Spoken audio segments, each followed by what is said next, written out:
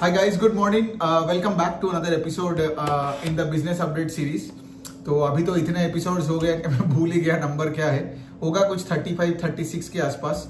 सो देखिए, ये वाले वीडियो में हम लोग बात करने वाले हैं कुछ फिनेंशियल्स की, ठीक है. और यहाँ पे आई गेस हमारे पास कुछ 4 NBFCs है, तो जिनके नंबर्स के बारे में डिस्कस करेंगे, कौन कॉल में क्या क्या हुआ, अच्छा बुरा जो भी है, जैसे मैं बात करता हूँ, राइट. और उससे आपको पूरा पता चल जाएगा कि लाइक ऐसे बिजनेसेस पे मतलब करनी क्या होती है, ठीक है.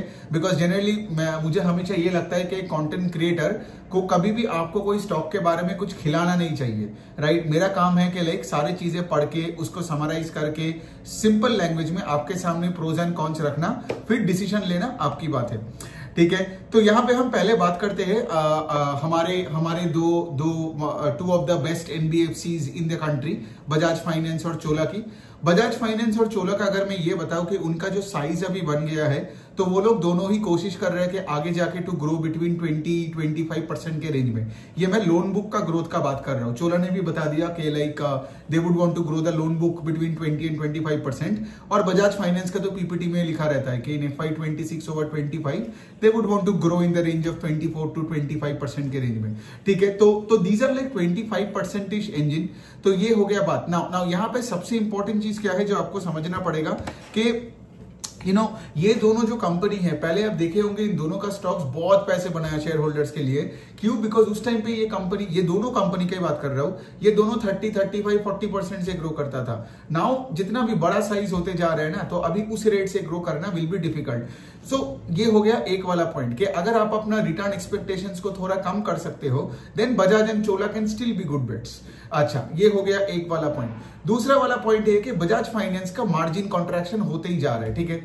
अब इसका मतलब क्या है? अब सोचिए, Bajaj finance even 2-3 years back ना, उनका फोकस था on unsecured part of the retail, consumer durables, वहां पे बहुत लोन फेंकता था. लेकिन अभी इन द लास्ट 2-2.5 ईयर्स से मतलब मैं देख रहा हूं कि मैनेजमेंट का कमेंट्री का टोन बदल रहा है. Now they are focusing more on secured side of the asset. अब इससे प्रॉब्लम क्या होगा कि लाइक अनसिक्योर्ड लोन्स में आप देखोगे कि लाइक यील्ड ज्यादा मिलता है, सिक्योर्ड साइड में यील्ड कम होता है. तो इसीलिए आप देखोगे बजाज फाइनेंस का ROE का नंबर है, रिमेंबर पहले 25-24% में हुआ करता था, अभी वो 19-18% के रेंज में है. तो ROE का नंबर क्यों नीचे की तरफ आया? It's because the company is focusing more on the secured part of the book. इसके साथ भी इनका थोड़ा बहुत प्रोविजंस भी बढ़ा, ठीक है. प्रोविजंस भी ज्यादा करना पड़ा बिकॉज ऑफ एसेट क्वालिटी का थोड़ा डिटेरियोरेशन. ऑल्दो बजाज फाइनेंस का एसेट क्वालिटी लेके कोई प्रॉब्लम है नहीं, मतलब एकदम बेस्ट इन क्लास है, but still having said that इनका थोड़ा बहुत प्रोविजंस बढ़ा, तो इसीलिए इनका यहां भी इनकम स्टेटमेंट में और थोड़ा प्रेशर आया. सो बेसिकली वही है, pace of growth is coming down and of course margins will come down. And management ने ये वाले कॉन कॉल में बता दिया कि लाइक ये इनका जो ROE है वो 18-20% के रेंज में ही रहेगा, और यहां से निम्स बढ़ेगा नहीं, ठीक है. बिकॉज यहां से निम्स बढ़ने के लिए तुमको वही फोकस करना पड़ेगा अनसिक्योर्ड में ज्यादा, राइट. और अब तो पता ही है, राइट, ये माहौल ही इतना खराब हो गया है. इवन चोला का भी मैं बात करूं, चोला ने भी क्या किया, चोला का जो पर्सनल लोन और MSME का जो बुक था, ठीक है, उसमें अभी थोड़ा ब्रेक लगा दिया है. और चोला भी फोकस कर रहा है ज्यादा home loans and loan against property में. चोला का एक और जो इश्यू है ना, चोला का तो basically 50-60% of the book vehicle finance से है. लेकिन इन द लास्ट 1-1.5 ईयर्स आपने क्या देखा कि पूरे कमर्शियल व्हीकल सेक्टर में तो डिग्रोथ हुआ है ना. मतलब पूरे कमर्शियल व्हीकल, मतलब यहाँ पे लाइट हो, मीडियम हो या हेवी कमर्शियल व्हीकल हो, किसी में ही कोई ग्रोथ नहीं है. तो यहाँ पे क्या हुआ, इसीलिए चोला का व्हीकल फाइनेंस का बुक सिर्फ 10-11% से बढ़ा. वो भी ग्रोथ आया because of the replacement vehicle के मार्केट की वजह से.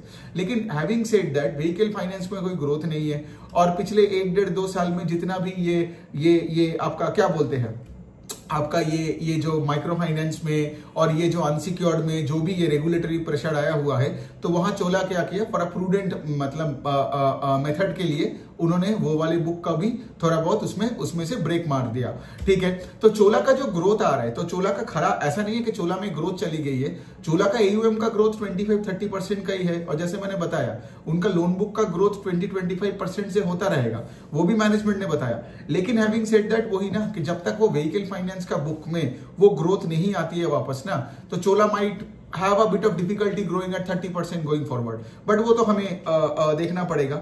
बजाज फाइनेंस के एक और फिल्म में बात बोलूं कि जैसे मैं बता रहा हूं राइट कि Bajaj finance is more focusing कहां पे, Bajaj finance is more focusing towards secured retail. इसीलिए बजाज फाइनेंस आप देखोगे कि लाइक ये लोग गोल्ड लोन पे बहुत ज्यादा फोकस कर रहे हैं, क्योंकि गोल्ड लोन का बजाज फाइनेंस में उतना कुछ बड़ा कोई पोर्टफोलियो नहीं था। आपने देखा होगा केप्री ग्लोबल करके जो फाइनेंशियल के बारे में हमने डिस्कस किया था राइट, और जो पिछले दो क्वार्टर से हम इसके बारे में बात किए जा रहे हैं। केप्री ग्लोबल का प्रोडक्ट मिक्स चेंज हुआ बिकॉज वो लोग अपने लो यील्डिंग एमएसएमई बुक को ब्रेक लगा के हाई यील्डिंग गोल्ड लोन्स में पैसा दिए जा रहे हैं, ठीक है। तो इससे क्या हुआ, केप्री ग्लोबल का आरओई का नंबर डबल हो गया था। लेकिन यहां पे बजाज फाइनेंस का गोल्ड लोन पे एंट्री मारने पे इनका इफेक्टिव यील्ड बढ़ेगा नहीं, समझ में आ रहा है। तो केप्री ग्लोबल और इसमें यही डिफरेंस है। तो गोल्ड लोन पे बजाज फाइनेंस ज्यादा फोकस कर रहा है। Even Bajaj finance micro finance में भी घुस चुका है, ठीक है। लेकिन वही वाला पॉइंट है ना कि अभी इस टाइम पे माइक्रो फाइनेंस का जब इतना प्रॉब्लम्स है तो यहां पे you can not grow disbursal, और वैसे भी अभी ये गार्ड रेल वगैरह आ गया है तो यू कैनॉट मतलब हर बोरोवर को पैसा देने से पहले 5 रेगुलेशन के बारे में सोचना पड़ेगा, तो इसी वजह से। लेकिन बजाज फाइनेंस का main focus going forward in the retail segment will be in gold lending, ठीक है। तो ये हो गया, और तो बस कुछ नहीं है। और आई गेस मैं देख रहा हूं कि लाइक और तो I guess I have covered everything. Chola के लिए वही है कि लाइक सिंस उनका व्हीकल फाइनेंस का इतना बुक है, चोला का आप देखोगे कि लाइक 2 व्हीलर 4 व्हीलर्स का भी पोर्टफोलियो है, ठीक है। लेकिन चोला का मेन है आपका ये कमर्शियल व्हीकल का स्पेस। तो आगे जाके ऑफकोर्स सब तो यही बोल रहे हैं कि लाइक हमारे आईएमडी वालों ने भी यही बताया कि मानसून बहुत अच्छा होने वाला है। तो जितना अच्छा मानसून होगा रूरल इनकम बढ़ेगा तो व्हीकल फाइनेंस में ग्रोथ आ सकती है। तो ये भी चोला वाले उम्मीद पे बैठे हैं। तो ये हो गया ये दोनों। अब हम बात करते हैं श्रीराम फाइनेंस की। ये इसका भी पोर्टफोलियो चोला के तरह है। श्रीराम का भी most part of the book आप देखोगे कमर्शियल व्हीकल लेंडिंग करते हैं, और फिर उसके बाद आप देखोगे पैसेंजर व्हीकल एंड 2 व्हीलर्स भी है, ठीक है। तो यहां पे भी वही है श्रीराम का तो लोन बुक का ग्रोथ इज 17%। तो अगर मैं वो रेस वाला एनालॉजी का बात करूं, एटलीस्ट बजाज फाइनेंस और चोला तो 25% या उसके ऊपर से ग्रो कर रहे है ना। लेकिन श्रीराम का क्या प्रॉब्लम है कि श्रीराम इज ग्रोइंग एट 17%। तो 17% में उतना इंटरेस्ट मतलब जागता नहीं है किसी में, इसीलिए आप देखोगे श्रीराम का प्राइस टू बुक हमेशा आपको सस्ता दिखता है। बिकॉज वही ना कि लाइक श्रीराम से बड़ा साइज का बुक है चोला का एंड बजाज का, and they are growing at a faster pace than Shriram. तो मतलब श्रीराम पे उतना स्टॉक में इंटरेस्ट कैसे आएगा। तो देखो 17% का ग्रोथ है। दूसरा साइड इन हाई इंटरेस्ट रेट इन्वायरमेंट सबका कॉस्ट ऑफ बोर्डिंग बढ़ गया था, तो उसका भी इफेक्ट हुआ श्रीराम का। क्योंकि श्रीराम का एक तरफ क्या है, श्रीराम का तो ऑलमोस्ट आई थिंक उनका 2 wheeler 4 wheeler and commercial vehicle मिला के I think 70% of the book है। तो वहां पे भी उतना ग्रोथ नहीं है बिकॉज ये पूरे ऑटो सेक्टर में उतना ग्रोथ नहीं था। और दूसरे साइड में आपका कॉस्ट ऑफ बोर्डिंग बढ़ गया, तो इनका जो net interest income that grew only 13%। मतलब तुम्हारा लोन बुक का जो ग्रोथ है उससे भी कम रेट से तुम्हारा नेट इंटरेस्ट इनकम का ग्रोथ हुआ। मतलब यहाँ पे तुम्हारे इनकम ग्रोथ पे भी प्रेशर है। So again not a great sign. And दूसरे साइड में एक और रीजन है, मैनेजमेंट ने ये भी बताया कि लाइक ये जो माहौल जो ठीक नहीं था in the rural and semi urban, because Shriram भी रूरल सेमी अर्बन में ही उनका मेजोरिटी ब्रांचेस है। तो पिछले 1-1.5 साल में श्रीराम जितना जनरली डिसबर्स करता है उतना नहीं किया और कैश को बैलेंस शीट में रखा। एंड ऑफ कोर्स राइट, अगर तुम कैश को बैलेंस शीट में रखोगे, बैलेंस शीट में रखा मतलब लेट्स से एफडी वगैरह करके रखा है, तो उसमें से तो तुम्हारा रेट तो कम मिलेगा ना। तो सिंस तुमने कैश को डिसबर्स नहीं किया इनटू मोर प्रोडक्टिव एरियाज और अपने पास ही रख दिया, तो इफेक्टिवली तुम्हारा निम्स में और प्रेशर आया। तो ये भी श्रीराम का मैनेजमेंट ने बताया। उनका एक और चीज है कि लाइक उन्होंने कुछ टेक्निकल राइट ऑफ्स किया, इसके वजह से आप देखोगे उनका जीएनपीए एनएनपीए नंबर्स थोड़ा इंप्रूव हुआ, but because of a technical right of, not के लाइक वो रिकवरी करते करते जीएनपीए बेटर हो रहा है। So this is another thing, एक पॉइंट है। और क्रेडिट कॉस्ट भी उनका थोड़ा बड़ा on quarter level, although Shriram का एसेट क्वालिटी अच्छा ही है। पिछले 2 साल से मैं देखे जा रहा हूँ इनका एसेट क्वालिटी ट्रेंड मतलब are moving in the right direction. But again अगर थोड़ा बहुत भी क्रेडिट कॉस्ट बढ़ता है तो स्टॉक पे प्रेशर पड़ता है। सो देखो ये हो गया बात। एंड अगेन श्रीराम का कहना वही है कि अभी वो धीरे धीरे करके पर्सनल लोन्स का पुश थोड़ा ज्यादा कर रहा है, क्योंकि ये लोग पर्सनल लोन्स आई गेस अपने सिर्फ ऑटो कस्टमर्स को ही देते हैं, 2 व्हीलर्स के कस्टमर को, बाहर के कस्टमर को नहीं देते हैं। और इतने दिन से वही पर्सनल लोन में पुश नहीं हो रहा था, like all the other financials जो कर रहे थे। अभी धीरे धीरे वहां पे थोड़ा बहुत पुश कर रहे हैं। इनका पैसेंजर व्हीकल का जो सेगमेंट है दैट इज ग्रोइंग एट 20%, लेकिन वही है कि लाइक पूरा if you look at passenger vehicle, 2 wheelers and commercial vehicle, passenger vehicle में अच्छा खासा लोन बुक का ग्रोथ हो रहा है। एंड इनका कहना है कि कमर्शियल व्हीकल का बुक अगले फिस्कल में विल ग्रो बिटवीन 12 एंड 15%। तो मतलब ओवरऑल अगर मैं बोलूं तो Shriram, I don't think Shriram can grow at the pace at which Bajaj और Chola can do, because they are the 25% plus engine, ठीक है। लेकिन श्रीराम का वही है बिटवीन 15 एंड 20% का, मतलब बजाज एंड चोला से भी अगर आप और रिटर्न एक्सपेक्टेशंस को कम करो तो फिर let's say for example Shriram आपके लिए ठीक रहेगा। कंपनी अच्छी है, कंपनी में कोई प्रॉब्लम नहीं है, इट्स अ गुड कंपनी। और इनका तो ऑफ कोर्स श्रीराम का तो सिर्फ ऑटो का नहीं बट इनका एमएसएमई में भी अच्छा खासा पोर्टफोलियो बढ़ रहा है, तो वहां पे भी हमें देखना पड़ेगा, बिकॉज ग्रोथ जो आएगा ना वो एमएसएमई, पर्सनल लोन्स यहाँ पे ज्यादा आएगा rather than just vehicle finance में अगर रिकवरी नहीं हुआ तो वो सब देखना है। तो श्रीराम का वही है, और पर्सनल लोन्स भी इतना तो पुश कर ही रहा है। सो ये हो गया श्रीराम। एक लास्ट कंपनी कर सकते हैं फ्यूजन फाइनेंस का।